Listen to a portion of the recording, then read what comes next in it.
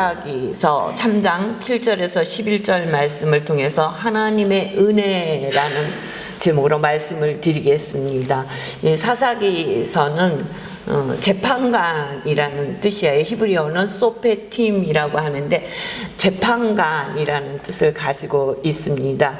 사사기서는 1장 1절에 보니까 여호수아가 죽은 후에라는 말씀으로 시작을 합니다. 여호수아가 죽은 후에 가장 이스라엘이 어두운 시대를 보낼 때 하나님께서 이스라엘과 어떻게 함께 하셨는지, 그 하나님의 베풀어 주신 은혜가 얼마나 놀라운지 그 은혜를 깨달을 수 있는 책이 사사기더라고요. 요번에 사사기서를 읽으면서 다시금 이거는 하나님의 은혜다, 정말 놀라우신 은혜다. 우리의 삶 일상이 하나님의 은혜죠. 그렇죠? 하나님의 은혜가 없으면 오늘 우리가 어떻게 이렇게 나와서 예배를 드릴 수가 있겠어요. 제가 지난 수요일 날 말씀을 전할 때 그 얘기를 했어요. 제가 이게 사사기서나 이렇게 요새 이제 뭐 여호수아서 또 수요일 날은 호세아서를 이렇게 강의를 하고 있는데, 이렇게 성경을 구약 성경을 쭉 읽으면서 요번에 참 하나님의 은혜다, 하나님의 놀라우신 은혜다, 그런 걸 깨닫게 되더라고요. 그러면서 우리 교회를 다시 바라보는 거예요.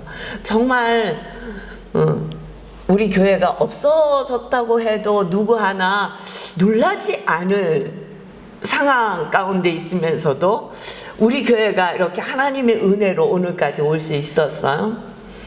지난 2년 넘게 이 코로나 팬데믹을 거치면서 참 우리 교회가 영향력 있는 교회구나, 이거를 지나고 나니까 그 생각이 저에게 되게 많이 큰 거예요. 영향력이 굉장히 큰 교회였구나.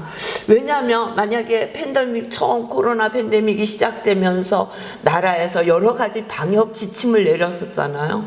근데 우리는 처음부터 나라에서 방역 지침을 내리는 그 지침에 최선을 다해서 지켰어요. 지킬 때 쉽지 않은 일이 너무 많았잖아요. 예배를 같이 드릴 수 없었으니까 그게 가장 쉽지 않았어요.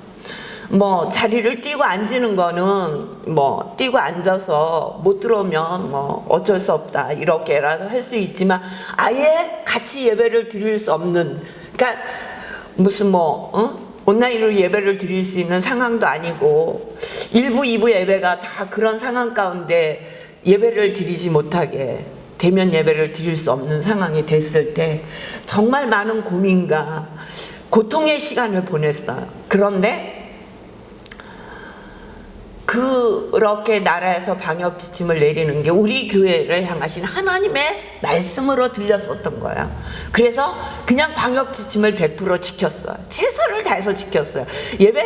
대면 예배 드리지 마라, 그러면은 밖에다 써붙이고 우리는 예배를 언제부터 언제까지 예배를 안 드리겠습니다, 그렇게 했어요.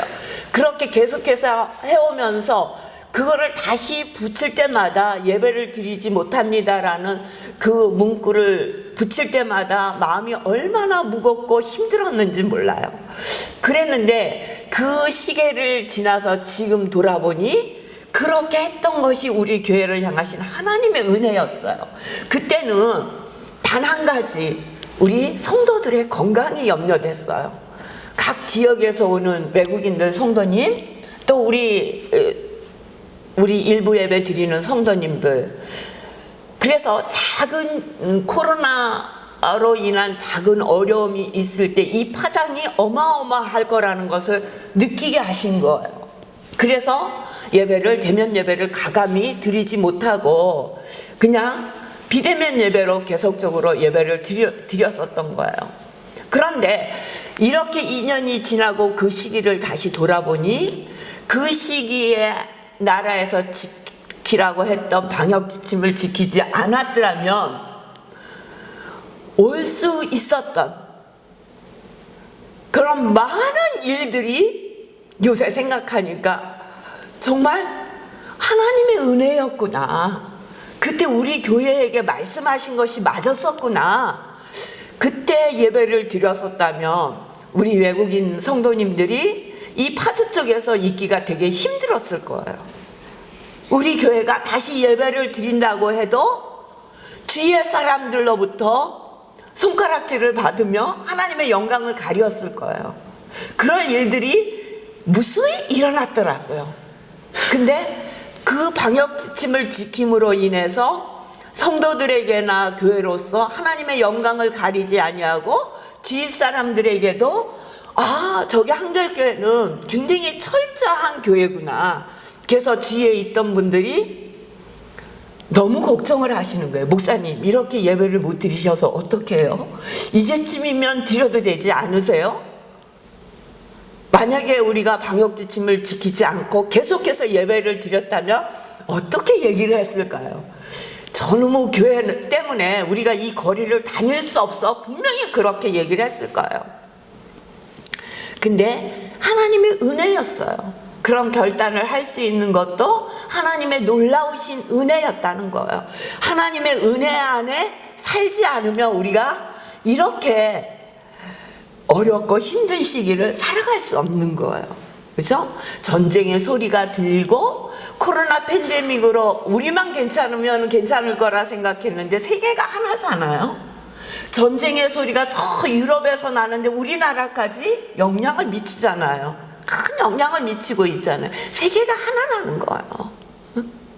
이럴 때 세계가 하나이기 때문에 좋은 일도 있지만 이렇게 어렵고 힘든 일을 함께 겪고 나가야 되는데, 이랬을 때는 하나님 중심으로 하나님이 말씀하시는 대로 그 말씀을 따라 나가야 된다는 거예요. 이 사사기서는 여호수아가 가나안 땅을 정복했어요. 하나님의 은혜로 그 땅을 정복하고 땅을 제비뽑기를 해서 다 분배를 하잖아요.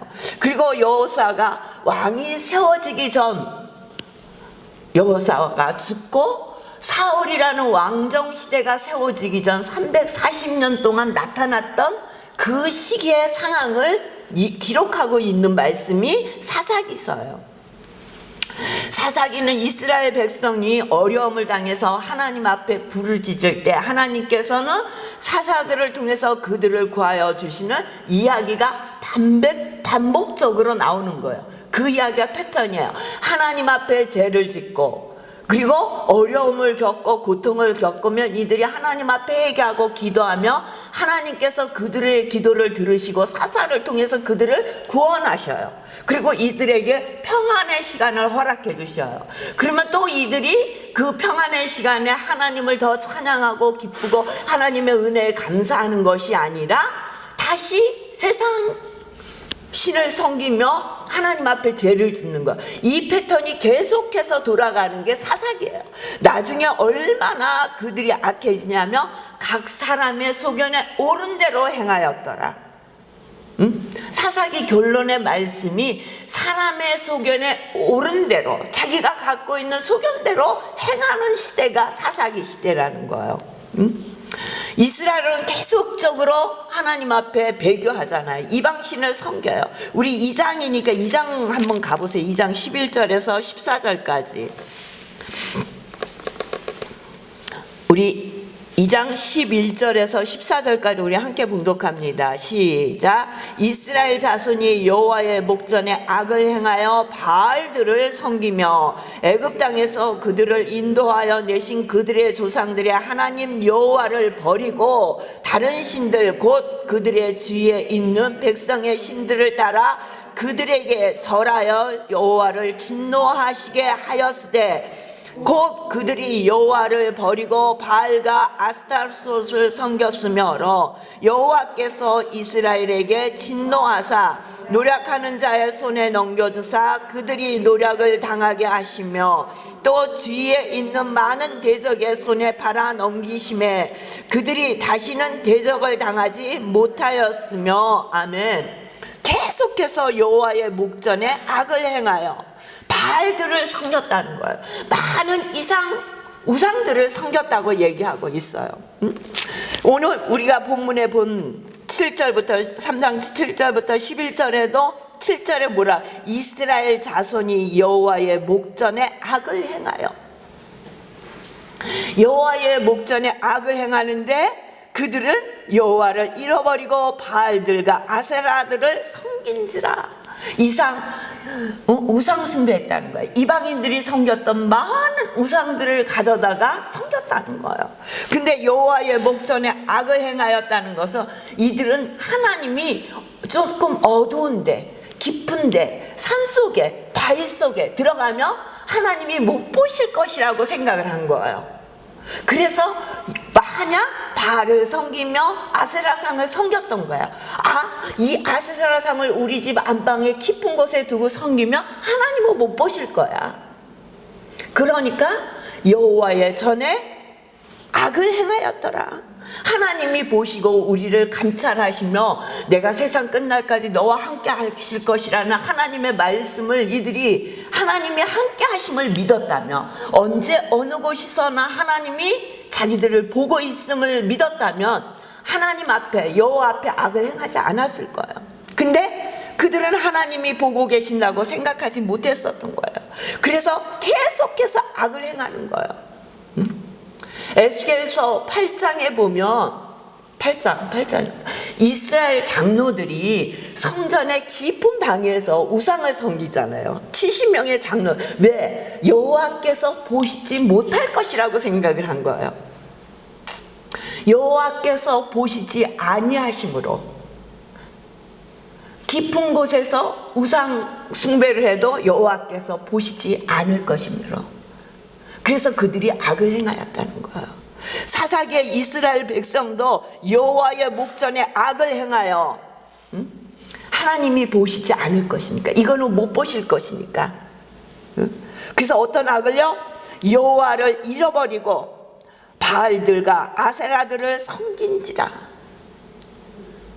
중심에 여호와를 섬기고 살지 않았다는 거예요. 하나님을 잃어버렸다는 것은 하나님이라는 그 이름을 잃어버렸다는 것이 아니라 그 마음 깊은 곳에서부터 그 중심을 다해서 하나님을 섬기는 것을 잃어버렸다는 거예요. 그리고 그 자리에 바알들과 아세라들을 섬긴지라.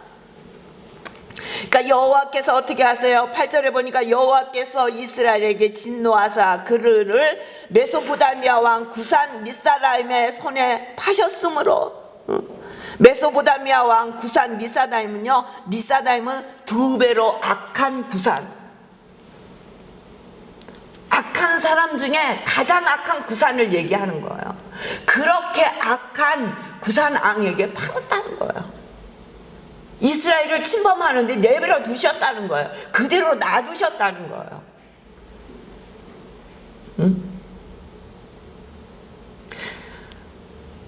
출애굽기에 보면은 바로의 마음이 강팍하여 하나님께서 그대로 두었더라 그러잖아요. 강팍해 하였더라 그러잖아요. 하나님께서 바로의 마음을 강팍해 하였더라 그러잖아요. 그러면 하나님께서 바로의 마음을 바꾸셨다는 얘기가 아니라 인간적으로 하고 싶은 마음을 그대로 내버려 두셨다는 거예요. 바로는 이스라엘에게 이렇게 생각하지 않았는데, 이스라엘을 내보내야 되겠다 생각했는데 하나님이 그 마음을 바꿔서 아니야, 더 있다 내보내야지, 그렇게 한 게 아니라 바로의 마음이 자기가 하고 싶은 대로 하게 내버려 뒀다는 거예요.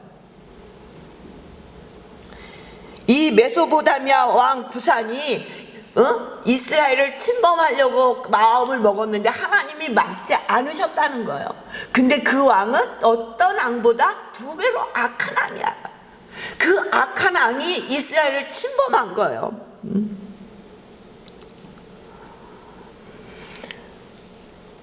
이스라엘 자손이 구산 리사다임 리사다임을 8년 동안 섬겼더니 8년 동안 그 악한 왕 밑에서 살다 보니까 그들이 여호와를 기억한 거예요. 그래서 9절에 보니까 이스라엘 자손이 여호와께 부르짖음에 여호와께서 이스라엘 자손을 위하여 한 구원자를 세워, 하나님 앞에 너무너무 고통스러우니까 여호와께 부르짖기 시작한 거예요.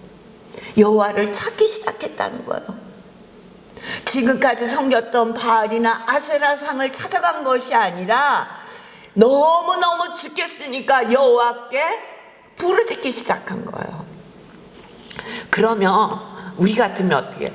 너무 얄밉잖아, 너무 못됐잖아, 조금 평안 평안하면 이방신 바알신에 가서 거기 가서 제사를 지내고 춤을 추며 막 거기서 음행한 짓을 하면서 바알상 앞에 아스라상 앞에 가서 제사를 지내던 그들이 그렇게 여호와가 불러도 듣지 않잖아요. 그렇게 실컷 하다가 너무너무 고통스러우면 끝자락에 가서 여호와께 부르짖음해. 그러면 안 들으시면 되잖아. 내버려 둬버리면 되잖아. 근데 하나님은 내버려 두지 않으세요. 한 구원자를 세우신다니까요. 이게 하나님의 은혜라는 거예요. 그들이 고통을 당할 때도 그들을 보고 계시는 하나님, 그들이 하나님 앞에 부르짖기 시작하니까 바로 응답하신 하나님. 그래서 한 구원자를 세워 그들을 구원하게 하시니 그는 곧 갈렙의 아우 그라스의 아들 온니엘이라. 온니엘이라는 사사를 세워요. 온니엘은 갈렙의 사위가 되기도 하잖아요. 그 사사를 세워서 여호와의 영이 그에게 임하셨으므로 그가 이스라엘의 사사가 되어 나가서 싸울 때 여호와께서 메소보다미아 왕 구산 리사다임을 그의 손에 넘겨주심에 온니엘의 손이 구산 리사다임을 이깁니다. 하나님께서 온니엘과 함께 하시니까 그가 이겼다는 거예요. 그리고 이들에게 평안을 주었더라. 그러면 어렵고 힘들고 고통스러운 시간에 하나님 앞에 부르짖어서 하나님께서 도와주시고 하나님께서 한 구원자를 세우셨어요. 사사를 세우셨단 말이에요. 이 사사계에는 12명의 사사가 나와요. 12명의 사사 이야기가 나와요. 뭐 대사사, 소사사, 그래서 대사사는 6명, 소사사는 6명 이렇게 나오는데, 대사사라고 해서 뭐 크고 그런 게 아니라 이제 많이 이 성경에 뭐 소사사 그러면 한 줄 들어갔든지 뭐 2줄 들어가고, 대사사 그러면 온니엘, 에훗, 들보라, 뭐 기드온, 삼손, 우리가 마지막 사사 삼손까지 이렇게 길게 나온 사람을 대사사라고 얘기를 해요. 그러니까 이런 사사들을 계속적으로 보내시면서 이들을 구원하시는 거야. 이 패턴이 계속적으로 사사기 16장 말까지 16장까지 이게 계속 돌아가는 거예요. 그런데 그럴 때마다 하나님이 이스라엘이 부르짖으면 그들을 구원하셨다는 거예요. 사사들이 다 온전했냐? 그렇지 않았어요. 드보라까지는 정말 하나님 말씀에 순종했는데 기드온부터 조금씩 변화돼서 그 사사들도 온전하지 않았어요. 그럼에도 이스라엘 백성을 지키시고 함께 하신 하나님께서 그들의 부르짖음에 응답하셨다는 거예요. 아브라함에게 창세기서에 보면은 소돔과 고모라 성을 멸망시킬 걸 말씀하시잖아요. 그러니까 하나님 앞에 아브라함이 얘기하잖아요. 저 성에 의인이 50명이 있어도 하나님 저 성을 멸하시겠습니까? 아니라고 말씀하세요. 40명, 30명, 그러다가 10명까지 가잖아요. 하나님, 제가 다시 한 번만 더 말씀드리겠습니다. 저 성에 의인 10명이 있어도 저 성을 멸하시겠습니까? 의인 10명만 있어도 멸하지 않으시겠다는데 의인 10명을 찾지 못했어요. 그래서 소돔과 고모라 성은 멸망당했어요. 그런데 이스라엘은 하나님 앞에 부르짖기만 하면 하나님께서 이들에게 한 구원자를 세워서 이들을 구원해 주셨다는 거예요. 이게 하나님의 놀라우신 은혜가 아닙니까? 이 은혜가 없다면 지금처럼 이렇게 우리도 이 사사기 때나 지금이나 우리의 모습이 그렇게 다르지 않습니다. 이 사사기 때 있었던 이스라엘 백성들은 악하고 이들만 하나님 앞에 죄를 진 게 아니라 우리 역시도 이들과 똑같은 모습으로 살고 있다는 거예요. 그럼에도 하나님의 은혜가 우리와 함께 하시고 오늘도 이렇게 주일을 하나님 전에 나와 예배드릴 수 있다는 것은 하나님의 놀라우신 은혜가 아니면 있을 수 없는 일이라는 거예요. 그리고 여러분들이 하나님의 말씀을 붙들고 하나님 앞에 기도하는 것을 쉬지 않아야 될 이유를 오늘 본문에서 우리는 볼 수 있어요. 어렵고 힘들 때뿐만 아니라 좋을 때도, 일이 잘 될 때도 우리가 해야 할 일, 잊지 말아야 할 일은 기도하는 거라는 거예요. 그래서 주님은 데살로니가전서에 항상 기도하라고 말씀하시잖아요. 잊지 말아야 할 것이라는 거예요. 기도할 수 있는 것이, 기도하도록 우리를 인도하시는 하나님의 은혜가 저하고 여러분에게 늘 함께 하시거든요. 근데 우리가 그 은혜를 깨닫고 하나님 앞에 기도할 때 하나님의 뜻에 순종하며 나갈 수 있다는 거예요. 여호와의 목전에 악을 행하는 것이 아니라, 여호와를 잃어버리는 것이 아니라 언제나 하나님 앞에 부르짖으며 나를 구원하신 하나님, 나와 오늘도 함께 하신 하나님 앞에 기도한다는 거예요. 그 은혜를 우리가 오늘도 내일도 이 땅에서뿐만 아니라 하나님 나라에 가서까지 누릴 수 있는 것은 하나님과 동행하는 거예요. 소통하는 거예요. 그 소통은 기도라는 거죠. 사사기서 우리가 요번 주까지 읽을 텐데, 읽으시면서 와, 이 사사들은 이렇게 일을 했어. 우리는 보통 뭐 사사들이 막 삼손이 막 놀라운 힘을 가지고, 그게 중요한 게 아니라 그들이 그 사사를 세웠음에도 하나님 앞에 어떻게 살았고 하나님께서 이들을 구원하실 때는 이들의 모습이 어떠했는지를 보면서 나가는 거예요. 하나님 앞에 기도하지 않으면 우리도 왕이 없으므로 각자가 자기의 소견에 옳은 대로 행하였더라, 이렇게 끝맺음을 맺잖아요. 사사기는 그렇게 우리의 소견에 옳은 대로 행하며 살 수밖에 없다는 거죠. 저와 여러분은 우리의 소견에 옳은 대로 행하는 자가 아니라 하나님의 말씀대로 하나님의 은혜 안에 사는 자가 되시길 주의 이름으로 축원합니다.